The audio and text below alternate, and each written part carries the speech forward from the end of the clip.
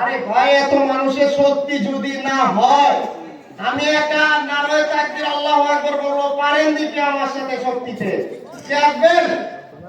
নারায়ে তাকবীর, আরে জোরে হবে। আরে ভাই, এমন চিল্লাম মারে লাইট ভেঙে যাবে। কি করতেছেন আপনারা? ভাত খান নাই নাকি? কি রে ভাই, ঠিক আছে, ইমানের পরীক্ষা দিবেন, ইমানের পরীক্ষা দেন।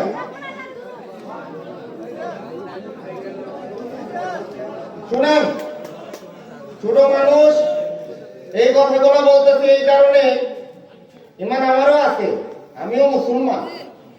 অতএব একটা গজল বলে শেষ করতেছি। হুজুর, আপনাকে কষ্ট দিচ্ছি।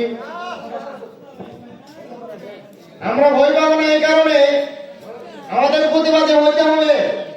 কোন মেয়েকে যদি ধর্ষিত দেখি, তাকে এই দেশে থাকতে দেওয়া যাবে না। কে কে আছেন বলেন? তাকে মাটিতে পুঁতে ফেলবো আমি।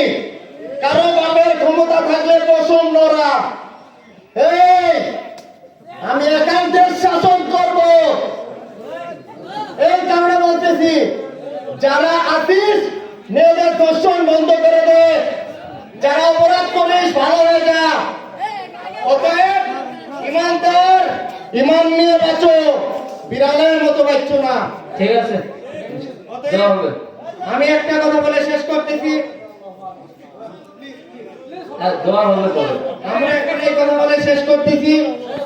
আপনারা আমার অপরাধ ক্ষমা করবেন। আমরা যেন ইনশাআল্লাহ ইমান নিয়ে বাঁচতে পারি, ইমান নিয়ে মৃত্যুবরণ করতে পারি।